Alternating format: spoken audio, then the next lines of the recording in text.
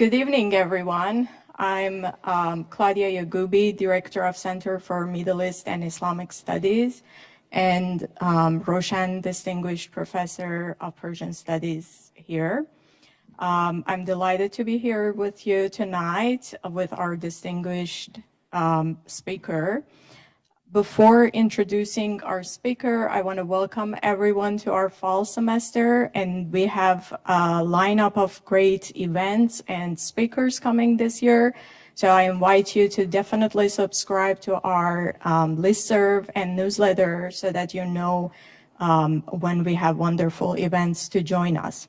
We also have a few initiatives that we are launching this year, which are great for undergraduates. And I want you to find this outside on the table and scan the QR code, which will take you to the applications, and you can apply. We are hiring 3 interns.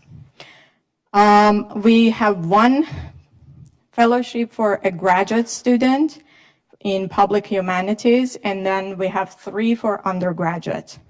We have undergraduate internship in digital public humanities, which is a podcasting project under the leadership of the Center's Associate Director, Dr. Micah Hughes. Thank you.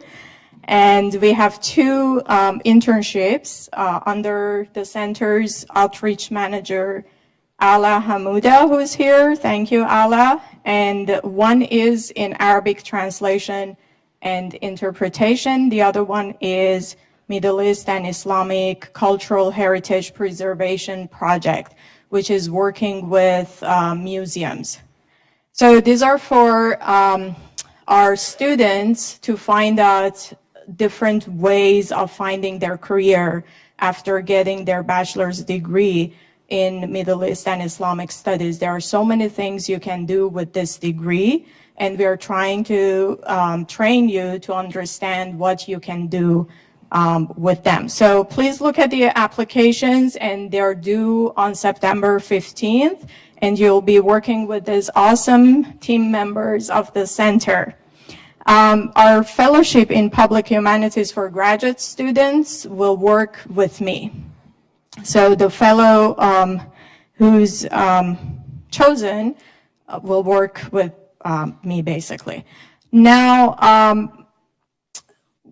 this first lecture of the year is also part of our annual lecture series of the center, which is also organized by Dr. Micah Hughes. And I want him to come here to talk about the lecture series a little bit, the theme of the lecture series, and the objective and everything a little bit.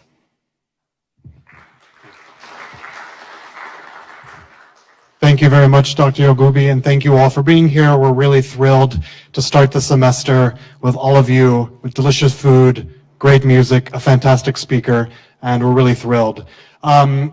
The inaugural lecture for our lecture series, the theme of which is Arts of Protest, Social Movements, Artistic Practices, and Literary Reimaginings. The objective of this lecture series is to bring scholars working on various social and political questions in the larger Middle East region. While some speakers will focus on themes such as social movements, diplomatic political relations, like our speaker today, others will address the theme through the medium of art, literature, and music. This lecture series will focus on political and social movements via the artistic media they produce, such as street art, post-colonial novels, songs, and all of this is in hopes of bringing together the arts, humanities, and area studies in new and interesting ways.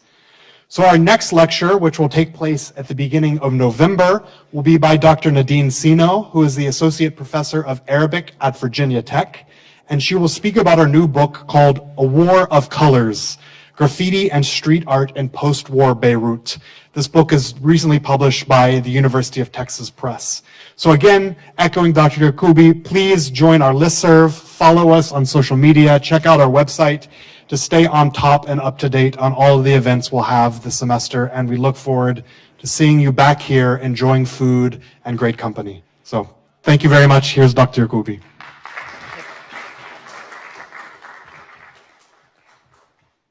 Thank you, Micah. Can we also have a round of applause for the Center for Middle East and Islamic Studies team members, Dr. Hughes, Ala Hamouda, and Megan. And of course, Courtney, our business manager, is not here. Wonderful team. And, you know, we've been so busy this summer organizing so many wonderful events and initiatives. I want to talk a little bit about the Paydarfar Lectureship and how it came to be and what it is for us in Persian studies specifically. It stands as a testament to the enduring commitment of the Paydarfar family, who wanted to promote and enrich the Persian culture, language, and scholarship at UNC. This distinguished lectureship serves as a vibrant platform for the exploration and dissemination of knowledge concerning Persian history, literature, art, and society. And through this endowment, the Paydarfar family has established a vital conduit for fostering cross-cultural understanding and academic excellence, ensuring that the profound contributions of Persian culture continue to captivate and enlighten generations to come. This endowment in Persian studies is an impactful initiative established by Ali and Lila Paydarfar to honor and elevate the rich cultural heritage of Iran. So we are very grateful to Paydarfar family for this endowment, which allows us to organize one lecture annually and also to bring musicians, art, food, and cultural events to the campus. Today's discussant is my colleague, my dear colleague, Professor Cemil Aydin, whom I have asked for so many favors over the past few years, and he always generously accepts. I have never heard a no from him. Thank you, Cemil.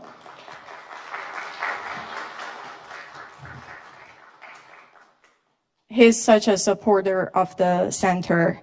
He will be in conversation with our esteemed speaker, Professor Kashani-Sabet from UPenn tonight. But I will introduce Dr. Aydin, and then Dr. Aydin will introduce our guest speaker. Dr. Aydin is a professor of history. His interests focus on both modern Middle Eastern history and modern Asian history, with an emphasis on the international and intellectual histories of the Ottoman and Japanese empires. His most recent book is titled The Idea of Muslim World, A Global Intellectual History. You want to take classes with Dr. Aydin if you have not yet. So without further ado, I will give the floor to Dr. Aydin to introduce Professor Kashani-Sabet. Thank you.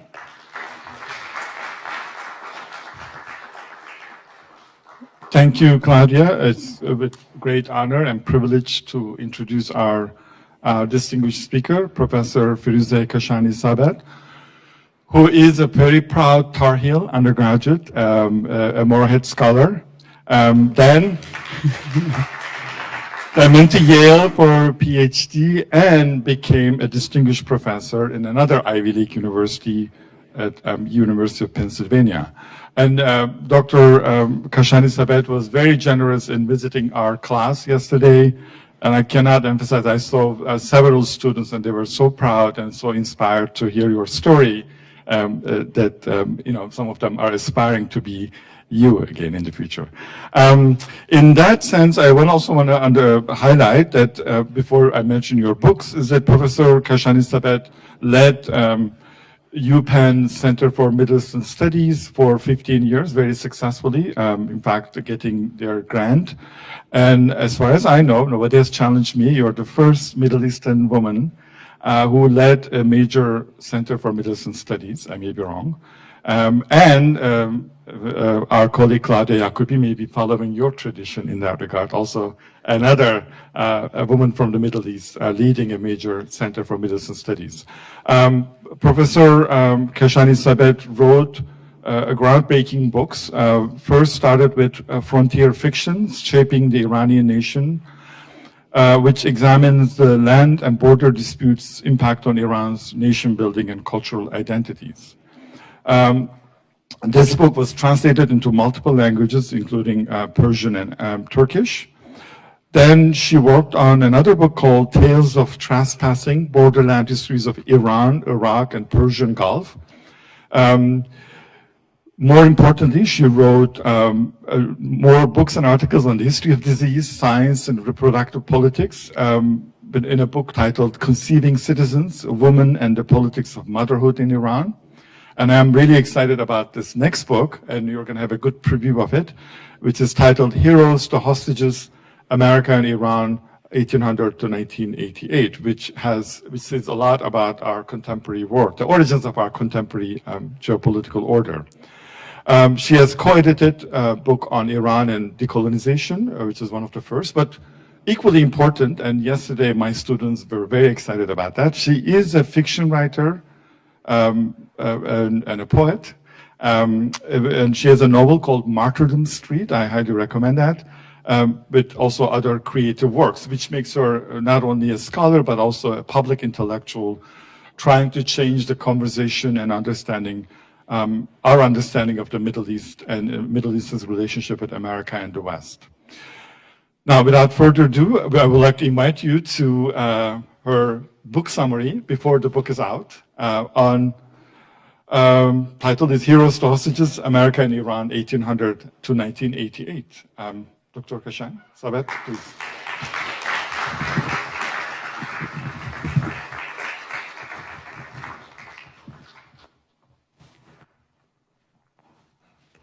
Sorry. Oh dear. I knew this was going to be a problem, but we'll figure it out. Nice.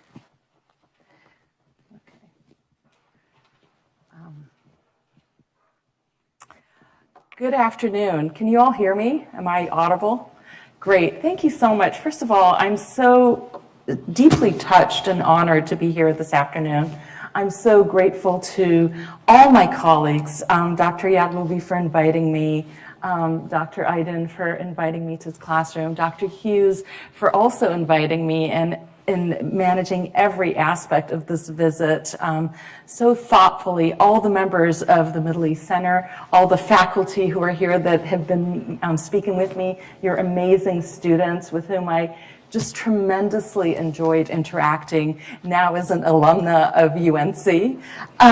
And so it's a particularly satisfying and heartwarming experience for me to be back at my alma mater. I graduated in 1989.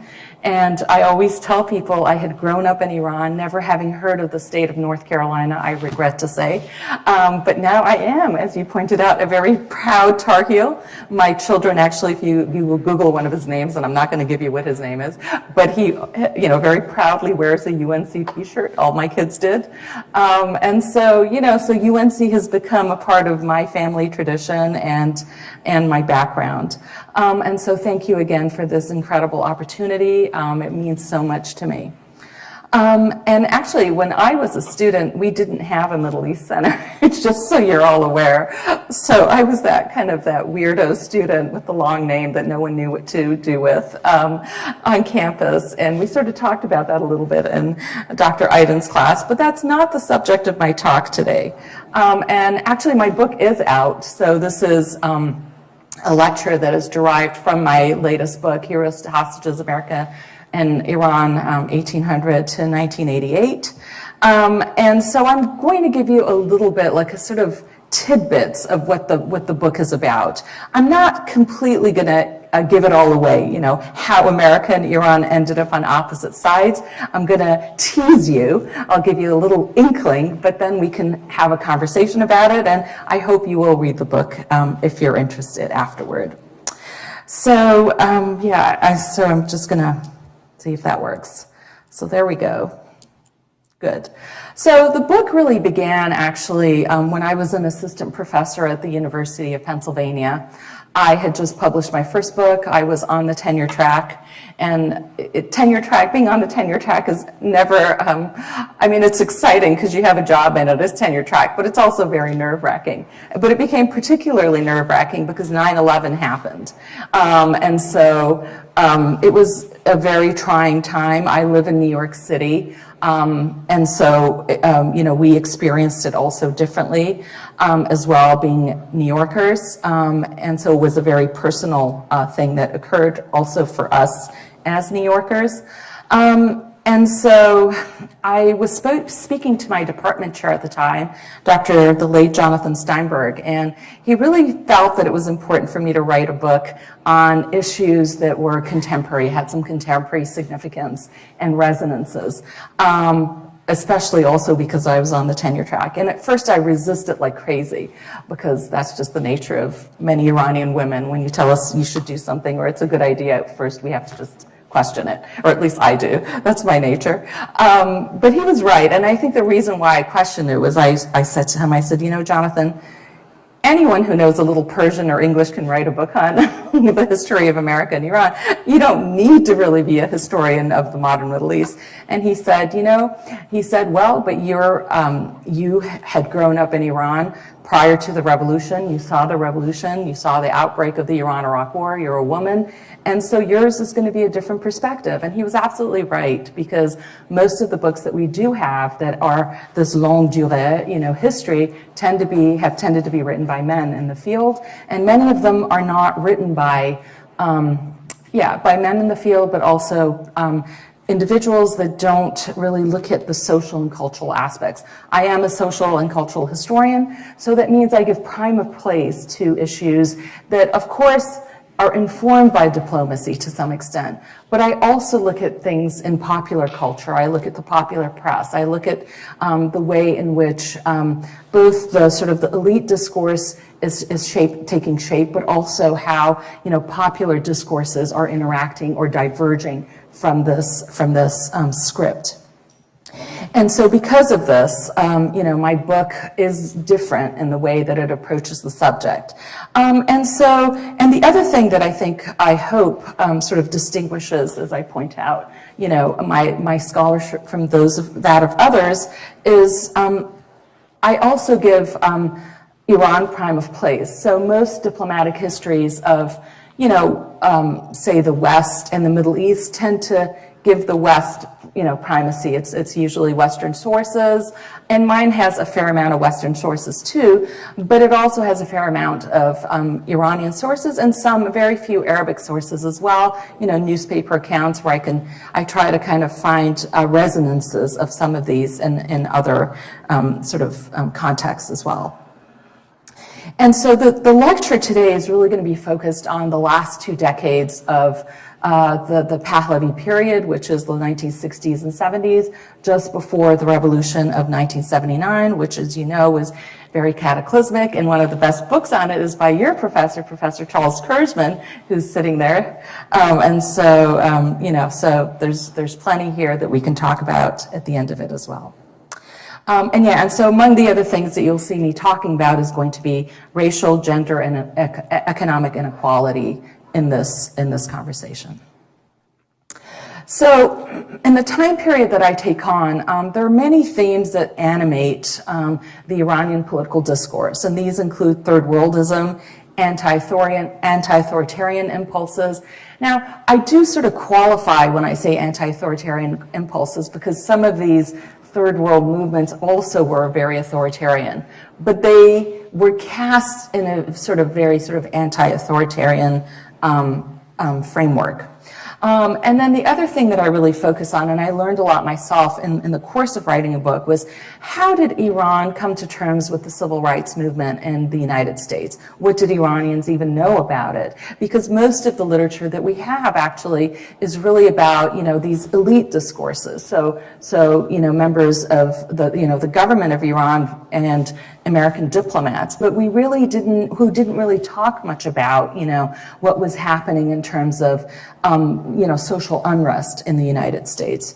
And then the third part of my talk is really about Iran, America, and global decolonization. So again, focusing on issues of race relations, which was really important and an understudy topic in this diplomatic engagement, South Africa, Vietnam, and if we have time, also the Palestinian conflict. Within Iran itself, the major themes were human rights in this time period, so this should come as no surprise to anyone who has some familiarity with this history. That was one of the major criticisms against the Shah, and Iranian students made that one of the major sort of points of debate. Also, the repression and sort of the number of political prisoners in those days.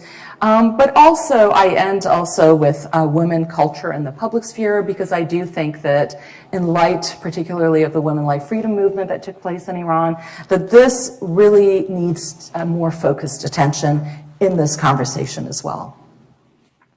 I began in 1949, so a little before the 1960s and 70s, just as a preamble. And that was a very interesting year because we had two visitors to the United States. One was, I'm going to start on the right, one was the young Shah of Iran who had come to power, he had come to power in the middle of the Second World War. His father was forced to abdicate in 1941, and there was an amphibious attack on Iran. And so he became the young king in that moment.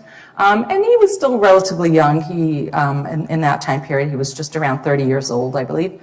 And so this was his first trip to the United States. He would, of course, take many other trips to the United States. But 1949 was the first one, and I like this particular picture because it's from a commemorative issue of the trip. And you see here on the right is the religious figure of Tehran, Imam Jomei Tehran, this is the guy, and so he has his arm on his hand on the arm of the Shah, and under the caption it says he's reciting the prayer, the travel prayer, which Muslims do, and so so he's sending off the king. And I thought this was a really interesting image that was in that commemorative issue, because so much of what is said about Pahlavi Iran and the Shah is that the Shah had such a had a very, not just ambivalent, but just a very bad relationship with the religious community. And so again, I want to make things a little bit more complicated also for the audience and readers of this history. Now, so the Shah goes and, he, of course, engages on the elite level. He visits, all these Ivy League institutions. He sees factories. It's a really rosy picture. There's no mention whatsoever of, the internal struggles in the United States. There's no mention of race relations and the challenges that the United States has faced. And so it was a very sanitized history. It was really intended, and the trip was intended to be one in which these new relationships on sort of the macro level would be forged between Iran and the United States. Now, in the same year, just about, Sayed Qutb, who was an Egyptian thinker and intellectual, and he was, through the education department in Egypt, he was sent to the United States. He traveled between 1948 and 1950. And he wrote this piece called The America I Have Seen, which is only translated with a lag into Persian, actually. So it took me a while to find translations and references to it in Persian. I did eventually do that, but it was literally like almost 2 decades later, or close to that, 15 years. And so when and this has been translated as well into English, and I sometimes teach it in my classes. But the picture that you get when you read, Sayed Qutb's The America I Have Seen is very different from that sanitized version of the United States. Here you do get a critique of American society. Here you also get a sense of the tense, racial relations in this country. There's also the way in which religion was being. That's one of my memories of this work is how religion was, in his view, just like the sort of social, a superficial kind of engagement with religion. And so he comes back, and so there's these two very different pictures that we get of the United States that really don't in any way overlap. And I think it's interesting in the case of Iran that we don't even hear about this, so it's very different from what's going on in Egypt at the time. Now, Iran itself, then going into the 50s and 60s and 70s as well, also then has intellectuals who travel. The most important one, or the one that, I shouldn't say the most important, the one that is most recognized is someone named Jalal al-Ahmad. And so, he came, his wife came, it was a program that was set up by the Kennedy administration.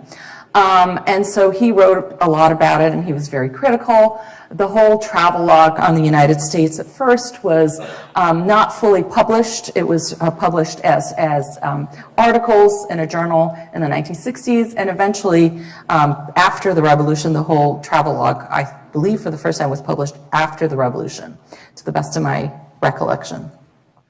But one of the other intellectuals who also visited the United States was someone named Muhammad Ali Islami Nodushan.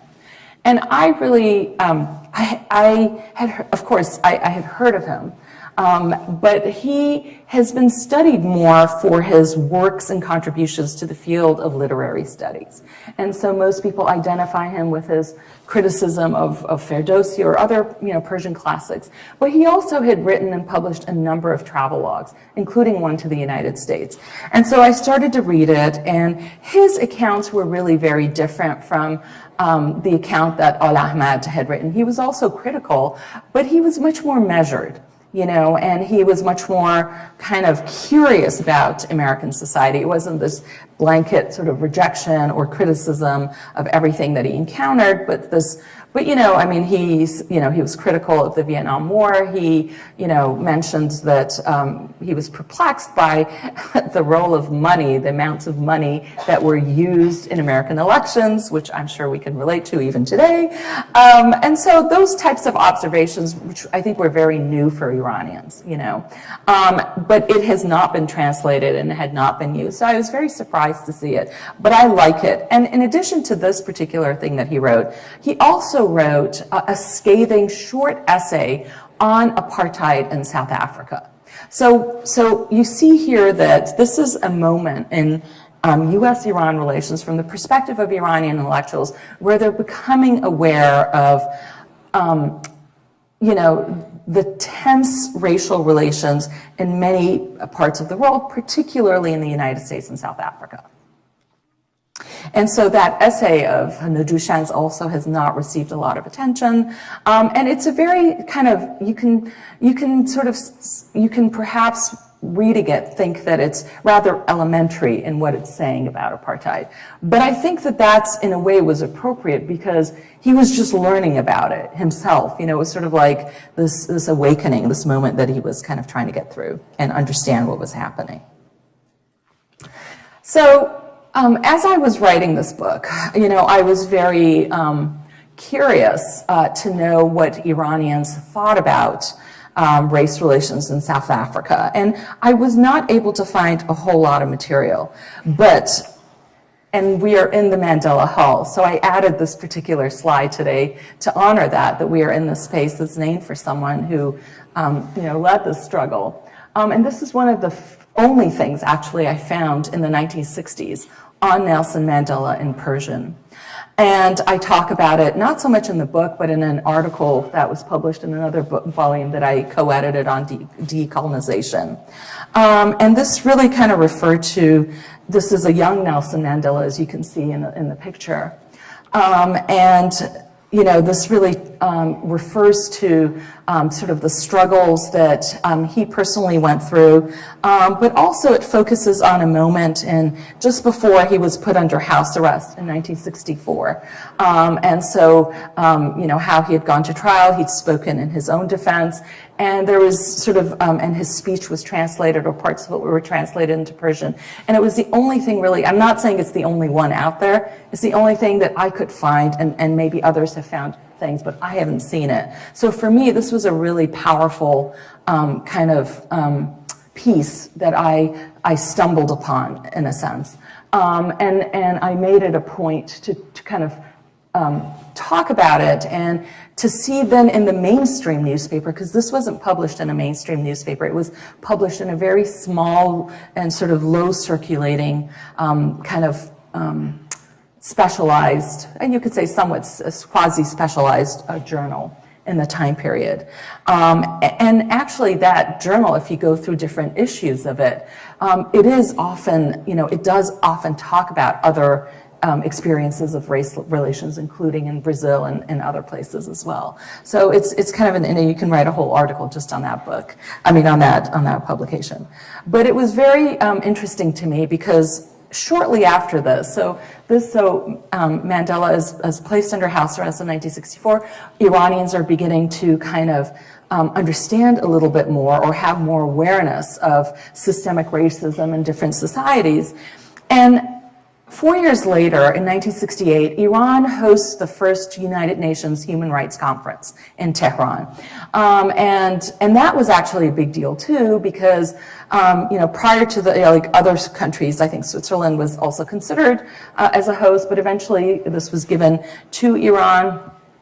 And this was an important moment because it was a time when the membership of the United Nations was expanding beyond Western nations, and so you had many more countries of what we consider the global South. These are commemorative stamps from the conference, and the conference, has gotten kind of a bad rap.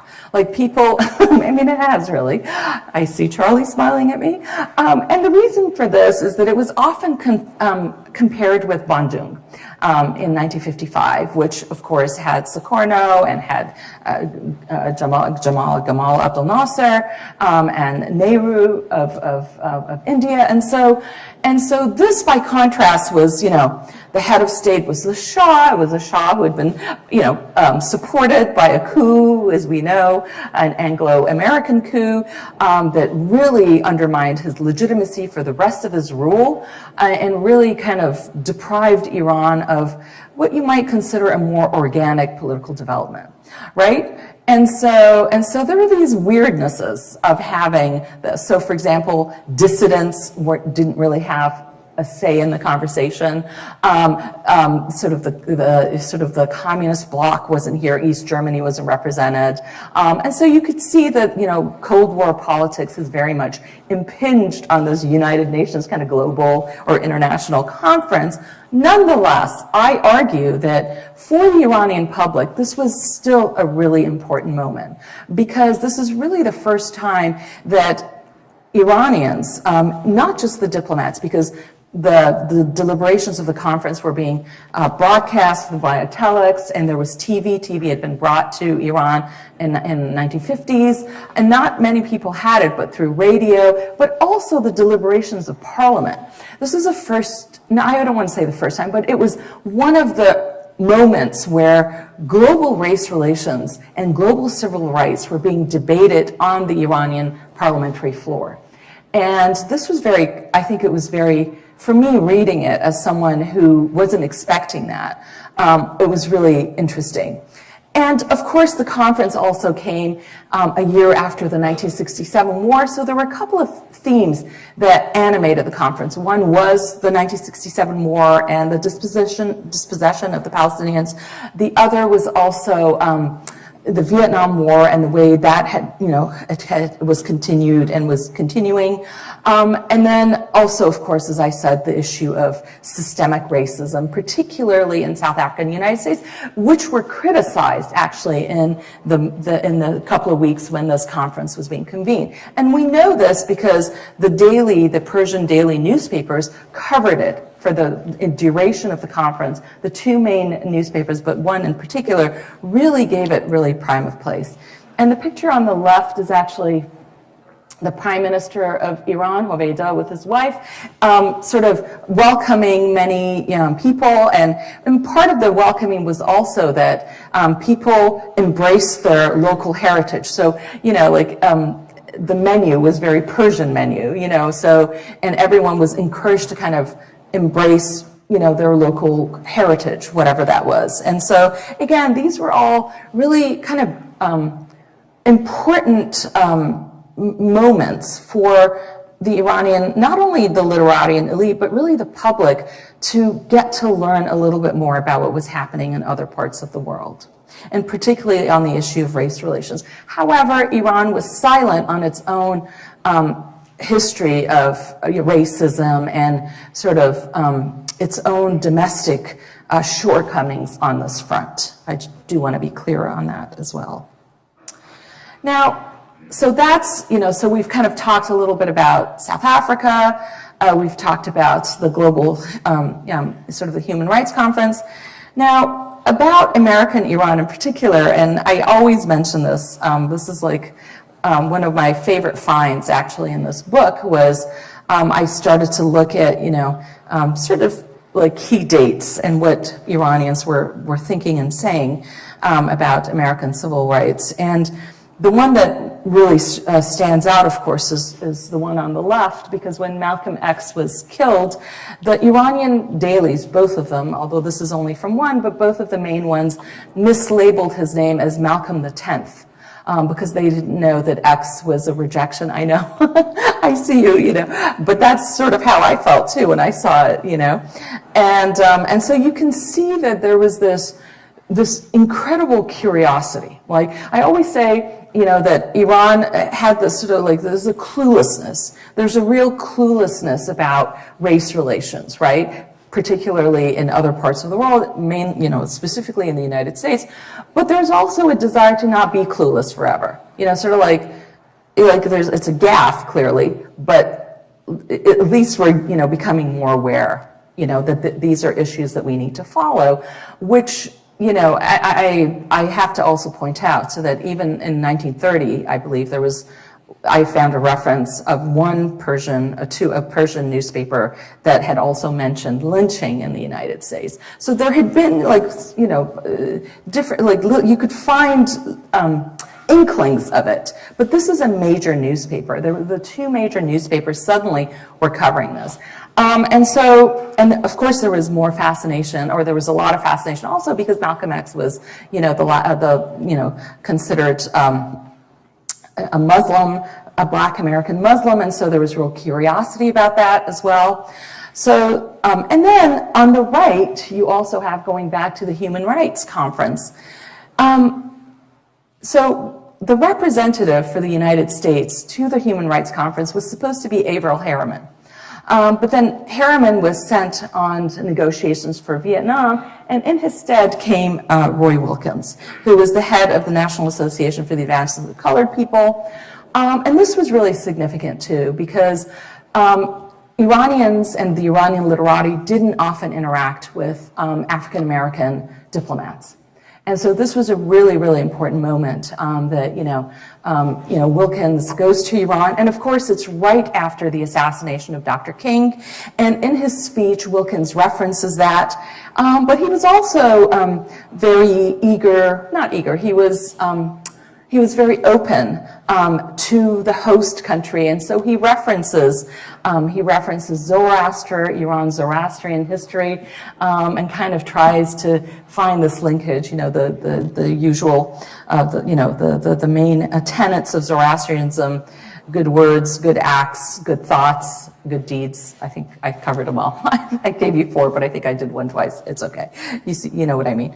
And so he does reference it, and in the conference as well, there was a moment of silence to honor the killing of Dr. King and his contributions on this front. And so again, and we, other representatives like from Afghanistan and other places referenced Dr. King as well. So again, this was a moment where, suddenly America is being viewed very differently. That's really the long and short of it, is that the America that the Shah saw, in his trip was suddenly really not the America that the Iranians were being used to hearing about, right?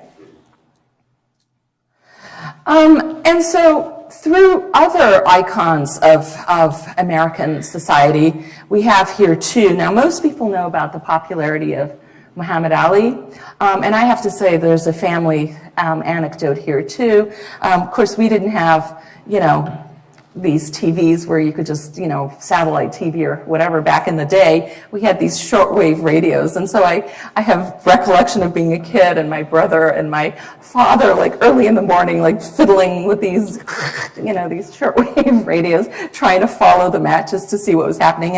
And he was amazingly popular. Oops. And you can actually see this because it says, the sort of the reflection of his victory, or the sort of the impact of his victory in Tehran. So you can see a clear link between him, his popularity, and his kind of embrace in Iran in this time period. And this is his match with Patterson.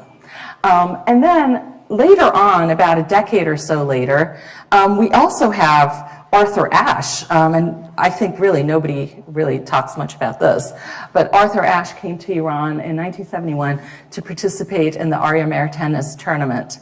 And then they did an interview, so this was kind of, again, off the beaten track, a publication, a journal in which was really for the arts. But he was interviewed and he shared his experiences in the United States, how he hoped to see more African Americans, involved not only in tennis but in sports, and also the need to invest more in the South, for African American communities. So it's a really interesting interview. But again, this is one of those rare opportunities for Iranians to interact with a really prominent American figure, through sports, but also to learn about civil rights and, America's struggles on this front as well. Now, the other area, and so here, remember, we have two different levels of engagement. So again, on the governmental level, most of what you read in the textbooks and so forth, they always tell us, and it's true, that, the Shah stood very firmly with the United States in the Cold War. So that included actually his stance in the Vietnam War, right? I mean, publicly. But then there's also the dissident discourses. So I'm here in this talk, I'm trying to sort of kind of parse for you these two different reactions and these two different kind of engagements between Iran and the United States. And so on the issue of the Vietnam War, you really see America's image is badly stained. And this is in a very popular Iranian satirical magazine, very well known. And so many issues, you can just by looking at the images, you can see that American money, American arms really have done nothing to advance its cause in Vietnam. And even the Shah of Iran in this time period, although, as I said, he was very firmly, behind the United States, but Iran was also, at a certain point, able to provide some medical assistance during the war and immediately afterward as well. So you can see that although the Shah, and here's also one of those instances where the Shah, although again, very much clear where he stood on issues, tries to diverge a little bit, tries to establish more of an independent stance on these controversial issues. Now, around the same time that all of this is happening, internally and domestically, Iran is also going through some interesting and even weird, you might say, weird changes. And probably the most, I guess, controversial, indeed reviled by some, or at the very least kind of ostracized event was this reenactment of what was called the celebration of 2,500 years of monarchy. So Iran and the Pahlavi state invested a lot of money in, celebrating the ancient Iranian past. Prior to that, the Shah had coronated himself and his queen. He took on this really controversial title of Arya Mer, the light of the Aryans. And so he, the pomp and the glory and all the money, there was, food flown in from France, and you could really tell that this was a moment of and you can, when you read interviews with the Queen of Iran at the time and other luminaries, part of it was to sort of say, Iran has arrived. Iran has advanced so much. And remember, in the early 1970s, not so much in 1971, but after the 73 war and the Arab oil embargo, Iran was actually awash in cash. So this was really a moment where, people were giddy. The Shah was giddy. He was, if you listen to his interviews, which you can find on YouTube, often I think he came across sometimes a little bit as megalomaniacal, really just so sure of his mandate. And indeed, this celebration of monarchy was also an indication of that. Now, some people, I have a student who says, well, remember that other governments do this too. They spend a lot of money on, their ceremonies, whether it's an inauguration or it's whatever it is, like Britain, Queen Elizabeth's ceremony or whatever, Jubilee, whatever color it is, they spend a lot of money on things like that too. And so maybe this is something that these types of, state celebrations are not that uncommon. I think the point was less that is whether it's common or it's uncommon, but it was more that the messaging behind it that was a little sort of tone deaf. And I argue this in an article that you very graciously assigned in your class. So the Shah just had this tone deafness. Like, on the one hand, he expanded relations with many countries of the global south, including over 30 in the continent of Africa. But on the other hand, he just takes on this like title of Light of the Aryans, and he just, he wants to look like what do you call it, like Napoleon Bonaparte, so there's these weird contradictions in this character, which we can talk about, and I have some other things to say about it. But this in 1971 became very controversial, and also in Iran in 1971, there were many uprisings, and one of the most important uprisings actually happens here, where a group of rebels tried to incite this armed rebellion in the north of Iran, actually where my family's from. And I spoke to some of the older members of my family to see if they have recollection of it. This was called Siyah Kal in early 1971. And it really backfired. The rebels thought that, the workers and people in the villages were going to rise up. And in fact, they didn't. And they told the authorities about this. And so, but then it went on trial, and the youth who were involved in it were, treated badly, killed, tortured, some of them, and it was kind of a disaster, basically, on many fronts. And so it added to the Shah's image, which was being broadcast abroad by Iranian students, not only in the United States, but in Europe, of his human rights record. And I found this in one of my archival, I can't really exactly remember which archive right now, but I found this really an interesting picture, because you also have a phone number there, like, for the Iranian embassy. So it's kind of an iconic picture. And so what I call it is actually tragedies of repression. So there are multiple tragedies that happen because of a culture of repression. And then I'm going to segue now to another kind of controversial issue, which is the issue of the sexual revolution. I say in the book that, as in the United States, Iran also in this time period was experiencing a sexual revolution. The miniskirt was popular. You often saw these women's journals with women who, dressed, they did acquire Western habits, Western attire. For me, the most shocking, of course, was the issue of pornography, which, I found in one of these journals, and it's a translation of an interview with Hugh Hefner on the philosophy of sex, Playboyism. And I really was not expecting to find anything like this. It's one thing to see women wearing, mini skirts or showing their arms or whatever, or cleavage or whatever, but it was an entirely different kind of conversation to see this in a rather intellectual journal in Iran in this time period. So things were, happening in Iran, and there was there was censorship, but there was also like weird openness too, on subjects that one might not have expected. Now, I juxtapose this against a statement that is made by one of the ideologues of the revolution who tended to be more Islamist in his approach and his thinking, and his name is Ali Shariati. And this is one of my favorite quotations from him. He says, "We have no right to know Angela," meaning Angela Davis, who was also a very popular figure for the Iranian revolutionaries. The American girl in prison who's not only the hope of two countries, but of all the free people of the world, of all the wounded, all those condemned through humanity's racial discrimination, the oppressed. We only have the right to know Madame Twiggy.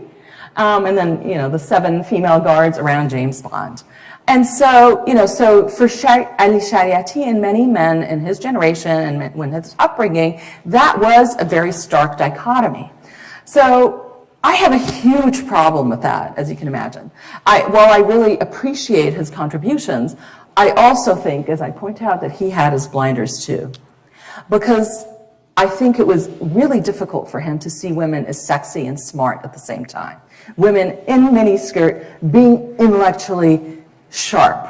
It was it had to be one or the other. It's sort of like you had to dress like a nun and be smart and be in the library, and that's the way it was. And actually, when I gave a version of this talk at UCLA, one of the women she had attended my talk and she was in this picture. So here you see, isn't that funny? Yeah, and so she said, "I'm one of those women." I said, "Oh my gosh, that's really something." But and the first one is a sort of a not an interview, but like a statement by this woman who writes back to this Iranian man saying, "Why are you saying that Iranian women don't make good wives? We don't need to be compared in that way." And so she kind of challenges that. And of course, the second one is, women who had just graduated. And so I think on the issue of gender, and the other thing I want to say is the women that they criticized who often, were Western looking, whatever, they were my mother's generation. I just want to be really clear about that. And those women that were, sometimes, I think very unfairly being criticized of being vapid and vacuous and so on, many of those women, and I include again my own mother in them, didn't have access to the best educational opportunities. But I tell you, after the revolution, when they had nothing, they had very little, they adapted to so many things. And so all those criticisms of them, very falsely as being this way or that way or whatever, needs to be reassessed. Because things were far more complicated than meets the eye, and it went well beyond just a superficial judgment based on your attire, one way or the other. And so I insist that that work be done down the road. Conclusions, it's about time. So as you can see, what I've tried to do in this talk is to share with you the complexity, but also the contradictions, not only in Iranian society, but also the difficulties that this diplomacy, that presented the diplomats of this era. Because there were so many, again, contradictory currents taking place. And so I've tried to do it by, focusing on issues that I think should have been studied in other works looking at this diplomacy that weren't, including race and gender, but not just race and gender. And I leave you with this one, actually, quotation from the book, which is this, that Iran's split identities, secular or religious, national or regional, imperial or colonized, became reflected in the fractured political writings of the post-Mossadegh era, which is post-1953. And I think that became also one of the huge challenges, not only of the diplomacy of the United States and Iran, but also Iranian society as well. Thank you for your time and interest. Thank you.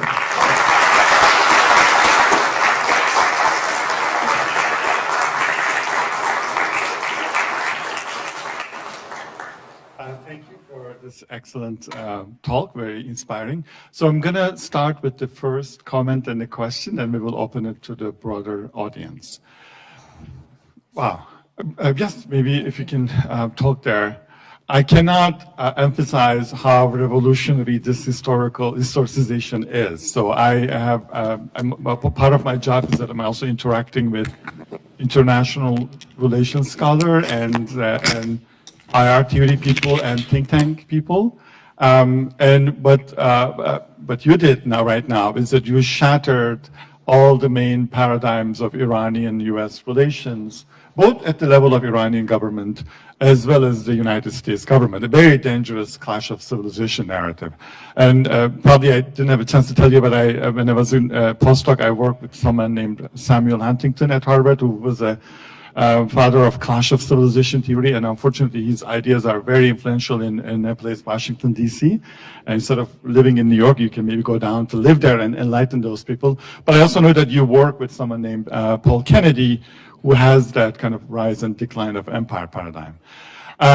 So the bad paradigm is the following, that world order is based on Western values. And as the Western values are liberal and good, they have to dominate the world. And non-Western countries from China, Russia, Iran, they may have some values, but they are not very good. And in DC now, everybody's obsessed about China and Russia and India because of that. They think that as America is losing values and those countries are becoming more powerful, their values will become important and that will create chaos in the world. That's a kind of clash of civilization paradigm.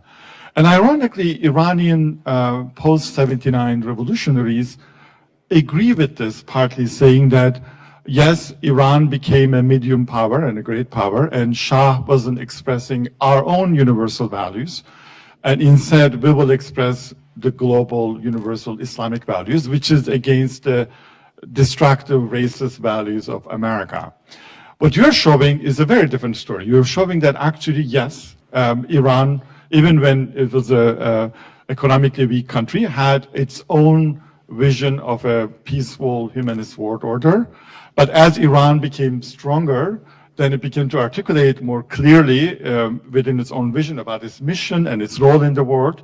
And you show that they sided mainly with Afro-Asian internationalism, a vision of remaking the world order, kind of a post-racial, post-imperial world order, that may have agreed with some of the American and European left. The implication is that this is not necessarily a clash of civilization. What Iranians in the 60s and 70s formulated as a new world order is their humanism, their universalism, their internationalism, which can be partly attributed to Islam, but not necessarily, and Americans would have agreed.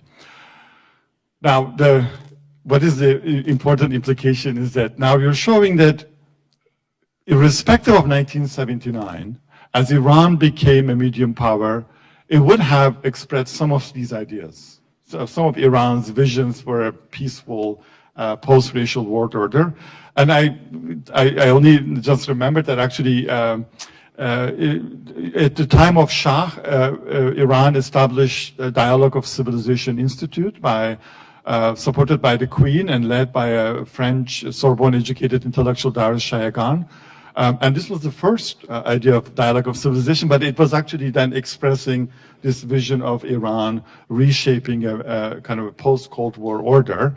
And after 20 years, despite the Iranian Revolution, Iran kind of adopted that idea and credited Ali Khatami, President Khatami, starting the Dialogue of Civilization project at the UN against the clash of civilization. So are you then implying that even without the revolution, first of all, Iranian government is also misconstruing, or current Iran government, misrepresenting what Shah's international vision was? Yes, Shah allied with the United States for various reasons, but he was of his own vision. And more or less, there could have been some vision of Iran expressing his own internationalism, universalism in international order, irrespective of the 1979 revolution. And more importantly, are you saying that beyond all of this clash of civilization narrative in Islam and the West, those internationalist values first of all, cannot be identified only with Islam. Islam is important. But there is a lot of convergence in the kind of international arena. So maybe with my first question, if you are taking these ideas to DC think tanks and Democrat or Republican Party policy circles, how could we translate into their language, and what would we tell them? And that could also be true if we were taking these ideas to Iranian government officials. How would we change the conversation, that sad conversation that exists today?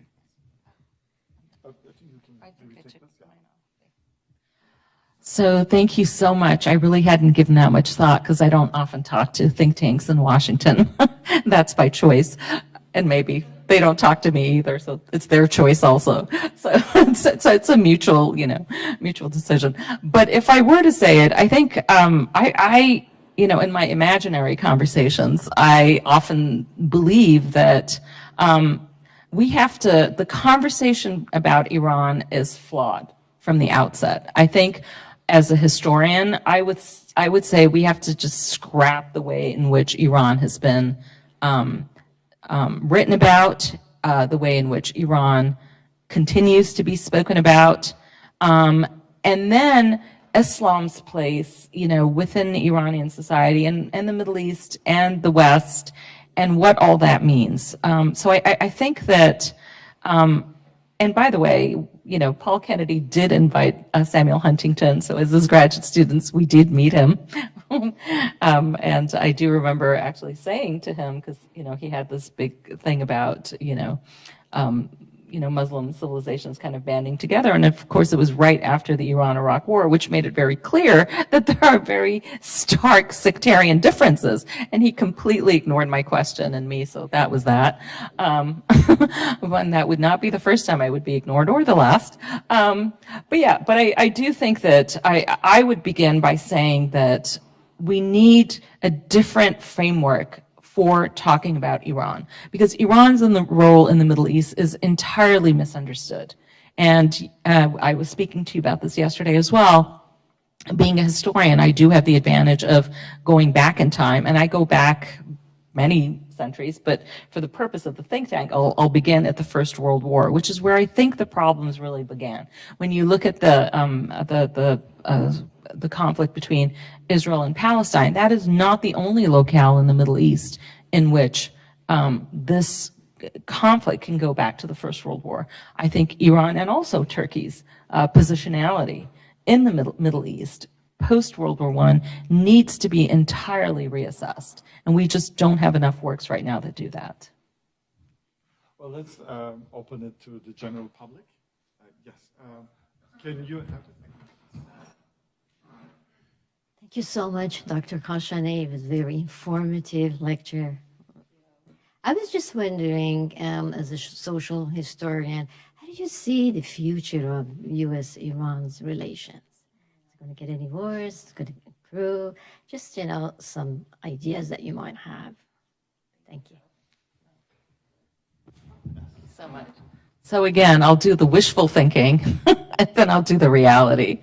Wishfully, and that's what I argue in the book, is that it really is beneficial for the United States and Iran to have more friendly, collaborative relationship.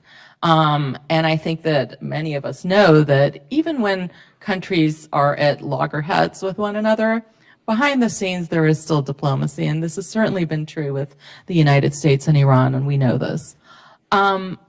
But realistically, I am very pessimistic, because I do think that there have continued to be missteps. And I think ideologically, a lot of people say, remember, this Islamic government is not the same Islamic government that was created right after the revolution. And this is true. There's been a lot of change. There's been a lot of nuance. There are internal political currents. There are attempts from reform from within, which I'm never particularly sanguine about, and so it frustrates me when people try to make such a big deal about the reform movements in Iran, because I think fundamentally it's hard to reform a state that whose ideologies and philosophy don't embrace, in my view, humanism in the way that I understand it, and I wished that it would, not in a Western sense, but within the realm of Iran's own history, of its own traditions. And I don't think humanism and any of these ideals are Western tropes. I think they are humanistic tropes that belong to humanity. So on that level, I think I remain pessimistic, because I think they're just way too many obstacles. And when a state comes into existence by defying another state and kind of making it the polar opposite of it, your raison d'être from the beginning is defined in a certain way, and it's hard to walk away from it. And that's just the reality, sadly. That is. Do you have the microphone? Maybe you all can use that. Who wants to have the next question? Maybe we go here and there. Let's see, first person here, and then next person. Can you introduce yourself to them? Hi, my name's Shiva. I am a public policy major, so I don't. This is all very new to me. But one thing I was curious, you mentioned at the start of your lecture that sometimes authoritarian movements that are like authoritarian revolutionary movements that are opposing an existing authoritarian regime are cast as anti-authoritarian. And I was curious if you could expand on that and then also maybe put that in the context of like the 2000s, thinking about perhaps the Arab Spring or even perhaps the Hamas uprisings in Gaza. I mean, I was more generally, I think that, when we think about, groups define themselves in certain ways, and so sometimes groups define themselves as being anti-authoritarian without recognizing their own hierarchies and authoritarian tendencies. And so I think that's happened a fair amount in the Middle East, meaning that various groups get involved in a sort of what they call resistance action, but internally they also suffer from some of the shortcomings of the institutional structures and powers that they are fighting against. And so I do think that that's a larger conversation to be had in the entire Middle East as a whole. Because I think that the roots of authoritarianism run deep. We see that, and some of it can be attributed to the fact that there was a great deal of colonialism. Some of the countries in the region have only been independent 100 years or less, and so some degree of instability is to be expected. But I also think power sharing hasn't really taken place in meaningful ways in different Middle Eastern contexts. That includes with women in some instances, that includes embracing minority cultures. And I have again, my take on that is on minority relationship is also very different because minorities are also majorities in other environments.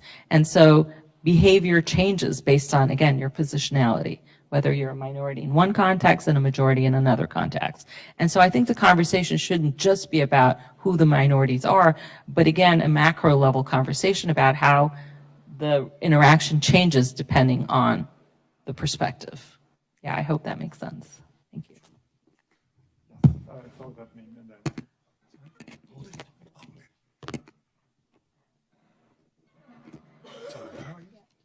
Oh, thank you. Am I next? Hello, Ms. Firoozeh. It's nice seeing you again. Yes. I was curious about the women's experiences in Iran. You spoke about women's fashion and pre-revolution, and I wanted to ask about the experiences and opinions of those women who dress more Western and having to follow more strict hijab laws after the revolution. And if you could give us some insight into that, please. Thank you. Yeah, of course. I mean, the question of attire, and particularly for women in Iran, has been a very controversial one because Iran was the first country in the Middle East to mandate an unveiling decree in 1936. So even Ataturk didn't go that far, and so that unveiling decree or the unveiling movement or program of 1936 was very controversial. because there were many women who didn't want to, I've written extensively on it myself, so there were many women who didn't want to be unveiled. Wives of government officials didn't want to be unveiled, but they were forcibly going to these, functions because that's what they had to do. But there were also, I also point this out, it's also erroneous to think that nobody wanted to unveil in that moment, that nobody embraced the unveiling. There were people, and there were young people, there were students who did want to do it as well. And so for that reason, it continues to be very controversial because there was this history of mandatory unveiling. And at the same time that mandatory unveiling took place, there were also other, I would say, anti-Islamic measures that the state took. So for example, for the Shia, the Shia Muslims, the death of the Prophet's grandson, Imam Hussein, is a very big deal in Ashura. And so there are all those kinds of traditions were forbidden in the interwar period. So because it was sort of coupled with these other anti-religious or anti-Islamic or anti-Shia, whatever, anti-ulama decisions, it became even more politicized, and it created this sort of kind of class conflict or group conflict, basically. And so later on, like immediately after the Second World War, I've written about this actually in a fairly recent article. So in the 1940s, like early 1940s, in the middle of the war, many women actually opted immediately to veil again. I thought that was really interesting. So, and the new Shah, he didn't, really mandate anything at that point. But after the war, it was very clear that veiled women didn't have upward mobility. And the women's organizations in Iran really did support and try to promulgate and try to inculcate the benefits of unveiling. So where you saw the contradictions, actually, and you saw the resistance, were in these low-circulating Islamist newspapers, which I was able to get a hold of. We actually have one or two of them in universities here. And it's very interesting to read them. But some of them are also very, I would say, obscurantist in their thinking. Like, they did not want women in the offices. They didn't want necessarily women to be in the workplace. And so, it was coupled with things that, looking at, for example, the Taliban today, there are these tendencies. I was actually, today I took a Uber, I went somewhere, and my driver was someone from Afghanistan, and we spoke a little Farsi, and as fate would have it, and he was telling me about it, and it was really very sad to me, what he was saying, and we were talking about it, about girls not being allowed to go to school.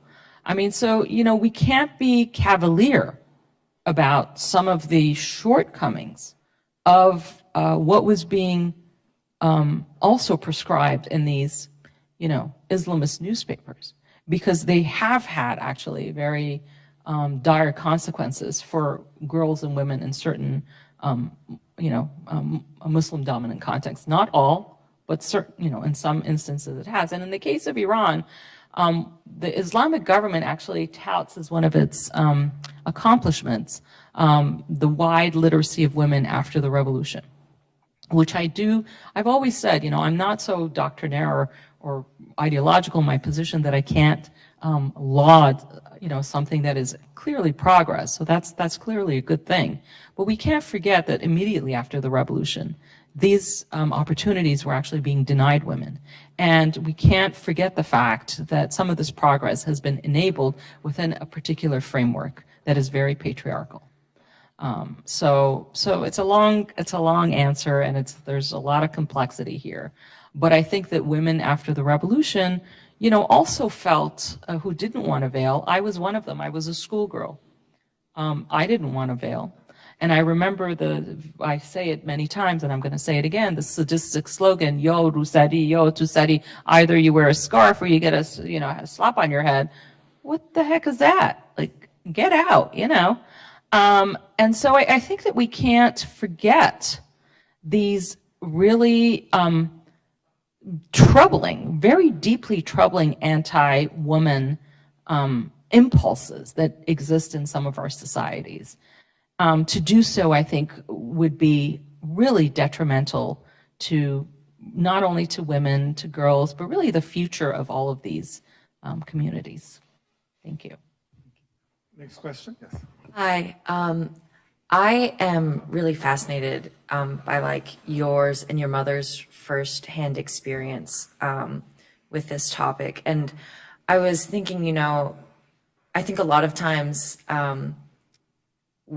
you can kind of feel or see history about to change sometimes before it does. I think with significant events, there are moments in people's lives where you think to yourself, something has changed, something is about to happen, or something is coming. And I was just curious if you were comfortable sharing if you, or maybe you know of a moment in your mother's life where you might have had that day or that experience where you read something and you think to yourself, this is the start of something else about to happen. I'm not sure that I know what the start of it is, but I'm going to tell you one thing, which is that my mom, you know, my mom and I are very different people, meaning that, you know, I think my mom wanted a nice lawyer and a nice suit, and then she got frumpy me as her daughter, and so she's made her peace with it, you know, and you know, and so my mom was always someone, she's very stylish. I can't say the same about me. I just, you know, I'm like your basic person. And I think she did grow up in this environment where, you know, she thought that that was what was, you know, what was being taught to her. And she married very young. My father was a wonderful, wonderful man. He passed away actually when I was a student here at UNC. I couldn't go back to see him. It was right at the tail end of the war. I'm not going to get into the sad tale I did yesterday, but I'm not going to do it right this moment. But there was a huge age difference between my mother and my father. And when my father passed away, my mom was still very young. And she didn't have a college degree. And she, you know, she told me, she said, I had never deposited a check by myself. So she was this young widow. She had these 2 young kids abroad in the middle of this tumultuous sort of political situation. And I just think she's a remarkable human being because, and I get very angry when people, you know, pass these judgment of women, about women of her generation, just because of the fact that they like fashion. So what? She likes fashion, big deal. But, you know, she took that role. She was a widow, you know, she didn't know how to manage her property. She learned it. People were trying to cheat her out of things because they could. And it wasn't easy. But when I look at her, I think she's just a remarkable human being because she did, you know, she didn't have my advantages. She didn't have educational institutions throwing money at her to get educated, but she made sure I got educated. And she made sure I got educated just as my brother did. And that was rare back then. It wasn't always the case that the sister, the younger sister, who was supposed to just get married and that's it, you know, had those educational opportunities. So I really push back, you know, on that very facile narrative. And I thank you for asking this question because I don't often get to talk about how much I admire my mom and women of her generation. Thank you for that. So we get the last questions, maybe 2 of them, and then continue with the reception and I guess I have the mic over here. So. Okay, sorry. Just real quick, I loved your work on African Americans in Iran and how they were perceived as part of the civil rights movement. You know, I've done some work on the same phenomenon in Pakistan. And there's some amazing moments where Muhammad Ali is used iconically as, you know, a sort of pan-Islamic, you know, liberation kind of figure. But also the blackness is really important. And the point of my research was the blackness, right, of Muhammad Ali and other African-American figures. So there are moments in Pakistani film where his image comes up during a song about how, you know, my beloved is black, so he's the best one, and the brothers are all, you know, wastrels and ne'er-do-wells because they're white, you know. So it's very interesting. I wonder in Iran if how these figures like Muhammad Ali and Arthur Ashe and others, including, and then the musicians like Duke Ellington, who also toured in the Middle East at that time of the coup in Iran, right?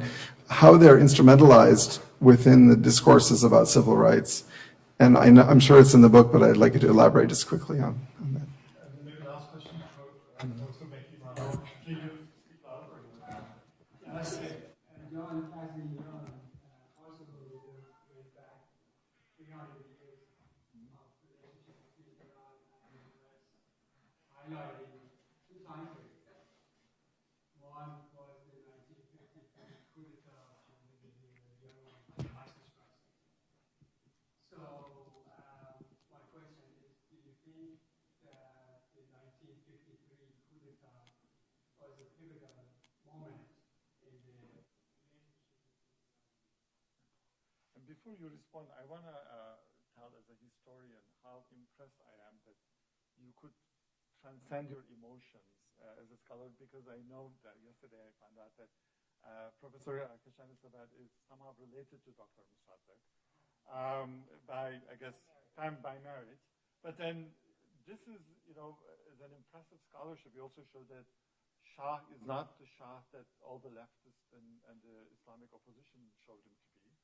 And actually, the implication is that we have a very famous case of a stamp of Malcolm X in revolutionary Iran, that he implied that even if it wasn't revolutionary Iran, that stamp could have been done under Shah or any other government, right? That's maybe with MLK or Muhammad Ali too.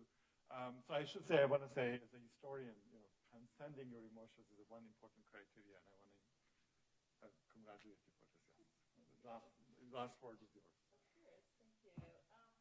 So yeah, on the issue of civil rights, yeah, I have to say that I mean, it was such a joy in a way to write those chapters and to read them. And yeah, I think there was a real love and embrace of Muhammad Ali.